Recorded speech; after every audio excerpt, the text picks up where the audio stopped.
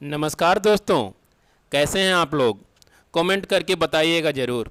तो चलिए चलते हैं समसामयिक मुद्दों के अनूठे सफ़र की ओर, जिससे यूपीएससी, यूपीपीसीएस, यूपीआरओ, एआरओ, एसएससी आदि अनेक एमसीक्यूज आधारित वनडे एग्जाम्स की मंजिल और करीब हो सके।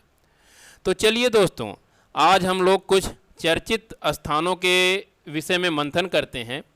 इसी क्रम में हम लोगों का जो पहला स्थान है वो है आपका खुनोमा गांव। दोस्तों, ये खुनोमा गांव है कहाँ? ये है दोस्तों नागालैंड में। जैसा कि आप ये मैप देख रहे होंगे नागालैंड का, तो इस नागालैंड के मैप में इसके दक्षिण में आपका ये जो ज़िला दिखाया गया है, ये ज़िला है आपका कोहिमा। इसी कोहिमा ज़िला में एक गांव है खुनोमा गांव। इस खुनोमा गांव में अंगामी ट्राइब के लोग रहते हैं, जिन्हें हम खुनोमा ट्राइब के नाम से भी जानते हैं। और दोस्तों, अंगामी ट्राइब या खुनोमा ट्राइब नागा ट्राइब के ही एक पार्ट हैं।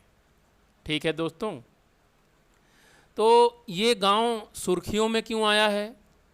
सुर्खियों में इसलिए आया है दोस्तों, क्योंकि इसने अपनी हजारों साल पुरानी शिकार की प्रथा पर रोक लगा दिया है और इसके साथ ही साथ ये प्रकृति को संरक्षित करने के लिए ढेर सारे उपाय अपना रहे हैं। इसीलिए ये गांव चर्चा का विषय है इस समय। लेकिन दोस्तों, ख़ास बात यहाँ पे एक और चीज़ है कि ये गांव जो है आपका, ये नागालैंड में एक सेंचुरी है, जिस सेंचुरी का नाम है ट्रैगोपन सेंचुरी। ट्रैगोपन सेंचुरी के अंदर ही ये गांव पड़ता है। तो इसीलिए ये जो सेंचुरी है, ये सेंचुरी आपके सुर्खियों में आ चुकी है, पूछा जा सकता है।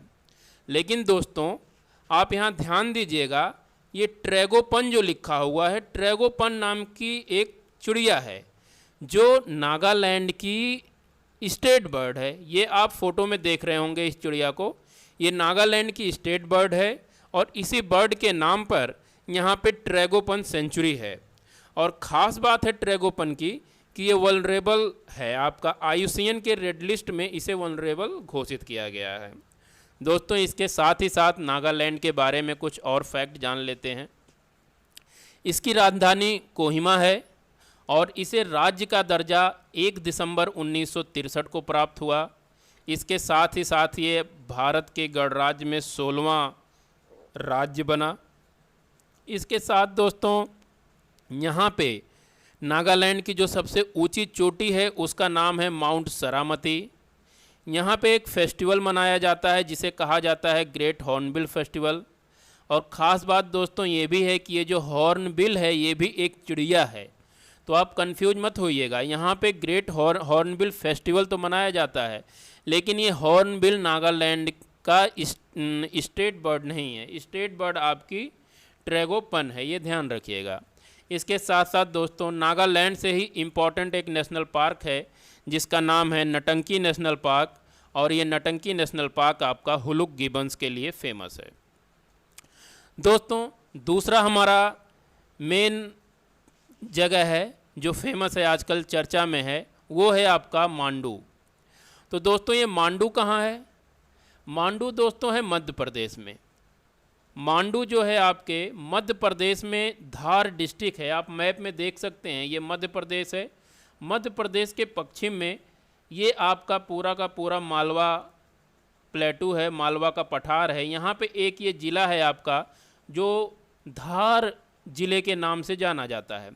इसी धार ज़िले में मांडू एक स्थान है और यहाँ पे भारत के सबसे अत्याधुनिक फॉसिल पार्क की स्थापना की जाएगी, जिसे dino adventure park and fossil museum के नाम से जाना जाएगा।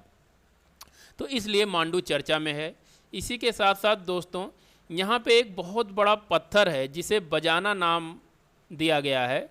बजाना पत्थर, बजाना पत्थर नाम दिया गया है। ये भी काफ़ी सुर्खियों में है, तो इसे भी आप लोग याद रखिएगा।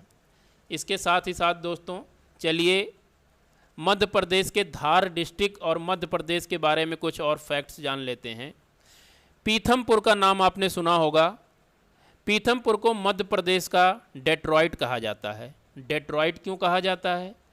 इसलिए डेट्रॉइट कहा जाता है क्योंकि यहाँ पे ऑटोमोटिव इंडस्ट्री बहुत बड़ी संख्या में स्थापित हैं। इसके साथ साथ पीथमपुर जो है आपका फार्मास्यूटिकल उद्योग के लिए भी फेमस है।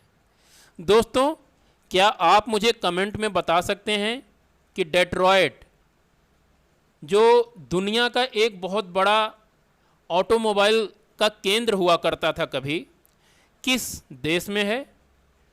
दोस्तों, इसका जवाब आप कमेंट में दीजिएगा। आगे चलते हैं। मांडू में ही दोस्तों जहाज महल है, जिसकी स्थापना गयासुद्दीन खिलजी ने किया था। यहीं पे ही हिंडोला महल है, जिसे आप डायग्राम में देख सकते हैं, फ़ोटो में देख सकते हैं इसकी इमेज। इसकी स्थापना होशंग शाह ने किया था। मध्य प्रदेश की अगर बात करें दोस्तों, तो मध्य प्रदेश एरिया के हिसाब से भारत का दूसरा सबसे बड़ा राज्य है। ठीक है दोस्तों, यहाँ का जो आपका स्टेट्स डांस है उसका नाम है मार्च, जो कि मंच शब्द से बना हुआ है। मंच का इंग्लिश में मतलब होता है स्टेज, तो वहीं से ही ये शब्द लिखा हुआ है मार्च। यहाँ का स्टेट डांस है। ये एक तरह का नौटंकी है जो वहाँ पे खेली जाती है। इसी के साथ साथ दोस्तों, मध्य प्रदेश की सबसे ऊंची चोटी जो है उसका नाम धूपगढ़ है। ये धूपगढ़ दोस्तों किस पहाड़ियों में आता है, ये भी हम लोग चलिए जान लेते हैं। तो अगर दोस्तों आप धूपगढ़ की बात करते हैं, तो धूपगढ़ जो है आपकी ये महादेव पहाड़ी है। यहाँ पे आपके मध्य प्रदेश में महादेव हिल्स, इन्हीं महादेव हिल्स की जो सर्वोच्च चोटी है दोस्तों, वो आपकी धूपगढ़ है। तो दोस्तों बात ये बनती है कि महादेव हिल्स किस रेंज में आते हैं, तो इन्हें दोस्तों याद रखिए। महादेव हिल्स जो हैं आपकी ये आपके सतपुड़ा रेंज में आती हैं, सतपुड़ा रेंज में आती हैं। तो दोस्तों ध्यान दीजिएगा, सतपुड़ा रेंज में महादेव हिल्स हैं और महादेव हिल्स की सबसे ऊंची चोटी जो है वो धूपगढ़ी है, और धूपगढ़ी ही आपके मध्य प्रदेश की भी सबसे ऊंची चोटी है। तो ये रहा आपका dino adventure park and fossil museum, जो कि मांडू में है। इसके साथ दोस्तों चलते हैं लेह। लेह क्यों सुर्खियों में रहा है दोस्तों? इसलिए सुर्खियों में रहा है क्योंकि यहाँ पे ministry of earth and sciences ने अपना सबसे ऊंचा मौसम विज्ञान केंद्र खोला है। मौसम विज्ञान केंद्र ये भारत का सबसे ऊंचाई पे स्थित है और इसकी ऊंचाई है 3500 मीटर, जो कि आप 3.5 किलोमीटर मान सकते हैं सी लेवल से। इतनी ऊंचाई पर ये खोला है। लेकिन दोस्तों ख़ास बात यहाँ पर यह है कि हिमालयन रीजन में अगर आप बात करें तो इससे पहले भी एक मौसम विज्ञान केंद्र खोला जा चुका है। कहाँ वो खोला जा चुका है? वो खोला गया है दोस्तों ईटानगर में। ईटानगर में, ये ईटानगर कहाँ है? ईटानगर दोस्तों नॉर्थ ईस्ट के स्टेट अरुणाचल प्रदेश में है। ये अरुणाचल प्रदेश की राजधानी है ये। तो अरुणाचल प्रदेश की राजधानी में भी इसी प्रकार का एक मौसम विज्ञान केंद्र खोला गया है हिमालयी क्षेत्र में। लेकिन दोस्तों वो सबसे ऊंचा नहीं है, सबसे ऊंचा ये है लेह वाला जो है। तो ये बात था आपके मौसम विज्ञान केंद्र से। लेह इसलिए चर्चा में है। इसको इनॉग्रेट किया था डॉक्टर हर्षवर्धन ने। और यहीं पे दोस्तों एक चीज़ आप ये भी जान लीजिए कि भारत में इस समय 28 मौसम विज्ञान केंद्र हैं। टोटल 28 मौसम विज्ञान केंद्र हैं। अब दोस्तों चलिए कुछ बातें कर लेते हैं थोड़ी बहुत लद्दाख के विषय में।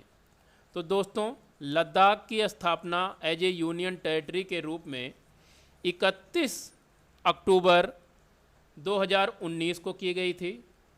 यहाँ की कैपिटल लेह और कारगिल दोनों ही हैं। यहाँ की दो राजधानियाँ हैं।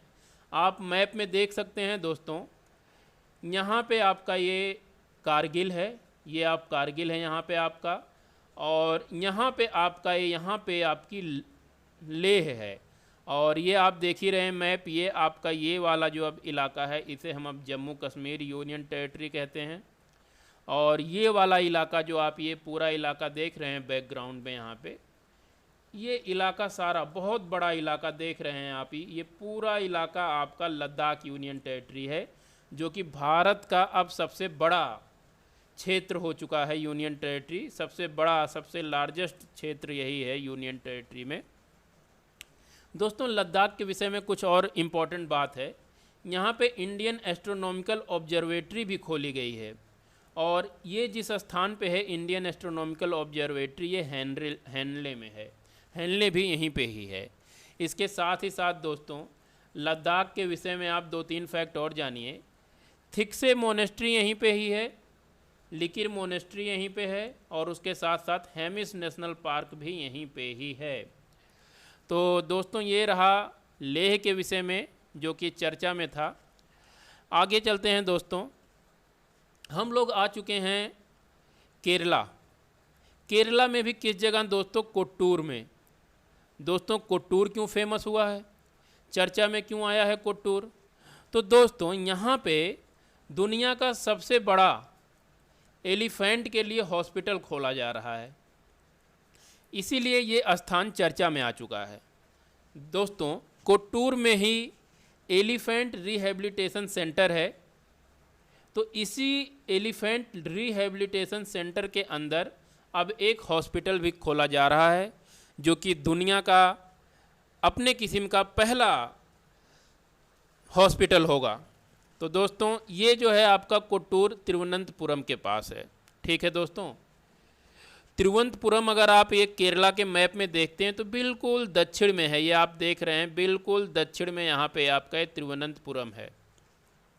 और दोस्तों तिरुवनंतपुरम की खास बात ये है कि आपका जो तिरुवनंतपुरम है, तिरुवनंतपुरम के पश्चिम में यहाँ देखिए आप, ये बे ऑफ बंगाल ये नहीं है, बे ऑफ बंगाल इधर है, इसके अरब सागर है, ये अरब सागर का भी एक पार्ट है जिसे हम कहते हैं लक्षद्वीप सागर, लक्षद्वीप सी कहते हैं। तो ये आपका तिरुवनंतपुरम लक्षद्वीप सी, और यहाँ पे दोस्तों आपके वेस्टर्न घाट हैं, इन दोनों के बीच में अवस्थित है आपका तिरुवनंतपुरम। एक तरफ इसके लक्षद्वीप सी है और दूसरे तरफ वेस्टर्न घाट हैं, इसके बीच में अवस्थित है।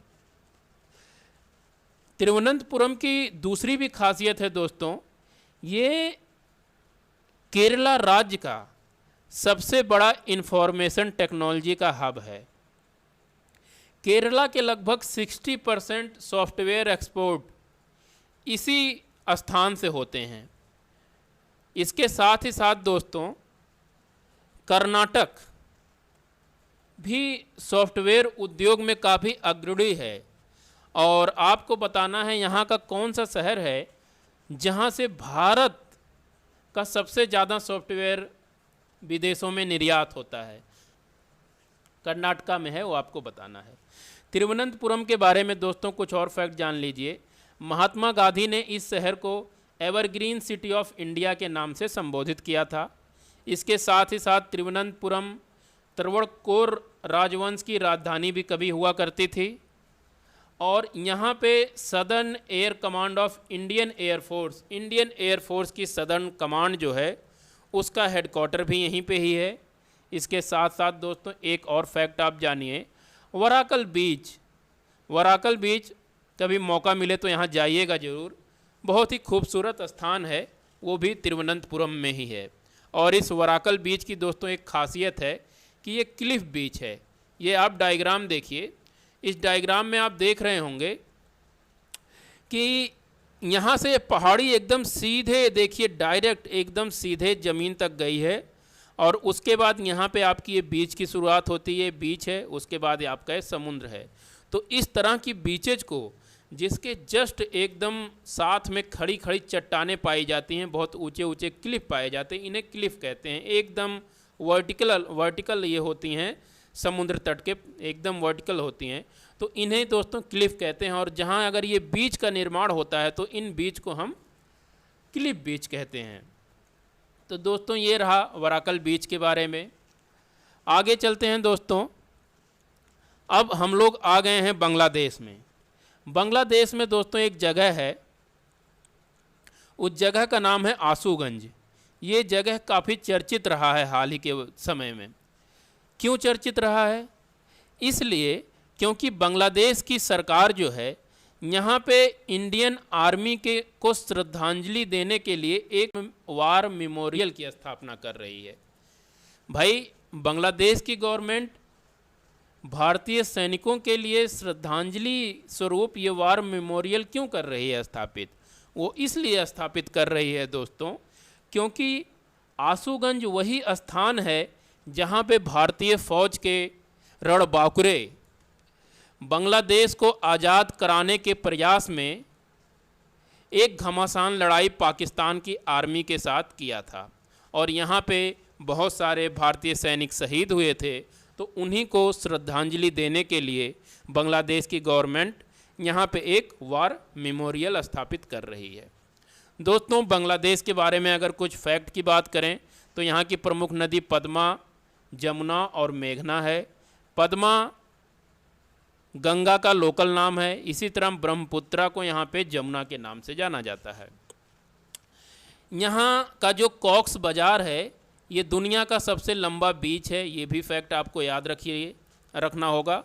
इसके साथ साथ दोस्तों जो सबसे इम्पॉर्टेंट फैक्ट है वो ये है कि बांग्लादेश से, आप मैप में देखिए, बांग्लादेश से भारत के कितने राज्य सीमा बनाते हैं। तो इसका आंसर दोस्तों 6 है और आप मैप में देख सकते हैं पश्चिम बंगाल, आसाम, मेघालय, त्रिपुरा और मिजोरम, ये 6 राज्य हैं जो बांग्लादेश से सीमा बनाते हैं। आपको हमेशा याद रखना होगा, ये कहीं भी कभी भी किसी भी एग्ज़ाम में आपसे ये मिल सकता है क्वेश्चन। दोस्तों आगे चलते हैं और लोग आ गए हैं दोस्तों अब उत्तर प्रदेश में। उत्तर प्रदेश में भी दोस्तों एक जगह है जिसका नाम है नौगढ़। ये नौगढ़ दोस्तों यूपी में एक ज़िला है, देखिए सिद्धार्थनगर। ये यहाँ पे आपके जो ज़िला जो देख रहे हैं ये सिद्धार्थनगर ज़िला है। इस सिद्धार्थनगर ज़िले का जो हेडक्वार्टर है दोस्तों वो नौगढ़ है, ठीक है दोस्तों। और यहाँ पे जो रेलवे स्टेशन था उस रेलवे स्टेशन का नाम नौगढ़ रेलवे स्टेशन था, लेकिन हाल ही में उत्तर प्रदेश के सरकार ने इस रेलवे स्टेशन का नाम सिद्धार्थनगर रेलवे स्टेशन कर दिया है। वो इसलिए दोस्तों क्योंकि सिद्धार्थनगर जो है नेपाल के लुम्बिनी के बहुत ही समीप स्थित है। लुम्बिनी कौन सी जगह थी दोस्तों? ये तो लुम्बिनी में ही दोस्तों गौतम बुद्ध का जन्म हुआ था। इसीलिए लुम्बिनी में टूरिज्म के बहुत सारे स्कोप है, यहाँ पे बहुत सारा पोटेंशियल है इस स्टेट में, इस लुम्बिनी में। उसी को कैप्चर करने के लिए उत्तर प्रदेश शासन जो है नौगढ़ की जगह अब इस स्टेशन का नाम सिद्धार्थनगर स्टेशन रखना चाहता है, जो कि गौतम बुद्ध के बचपन का नाम था। तो दोस्तों ये जो लुम्बिनी रीजन है जो नेपाल में है उसे वर्ल्ड हेरिटेज साइट का भी दर्जा प्राप्त है। तो इन्हीं सब चीज़ों को देखते हुए उत्तर प्रदेश के सरकार ने इस सिद्धार्थनगर ज़िले के हेडक्वार्टर नौगढ़ के नाम से जो रेलवे स्टेशन था उसका नाम सिद्धार्थनगर कर दिया है। दोस्तों सिद्धार्थनगर के बारे में कुछ इम्पोर्टेंट फैक्ट आप लोग जान लीजिए। यहाँ पे एक किस्म का धान उगाया जाता है जिसे हम काला नमक राइस कहते हैं। काला नमक राइस को दोस्तों जीआई टैग मिला हुआ है, ध्यान रखिएगा। और ये आपका काला नमक राइस जो है 1 डिस्ट्रिक्ट 1 प्रोडक्ट में भी यहाँ से शामिल है। इसके साथ साथ सिद्धार्थनगर डिस्ट्रिक्ट में ही पिपराहवा स्तूप है और यहाँ पे हर साल कपिलवस्तु महोत्सव मनाया जाता है। दोस्तों उम्मीद करता हूँ आपको ये काफ़ी अच्छा लगा होगा और आपका ज्ञानवर्धन हुआ होगा। इसी उम्मीद के साथ कि दोबारा मिलेंगे और अच्छी जानकारी के साथ। दोस्तों बाय बाय, नमस्कार, धन्यवाद।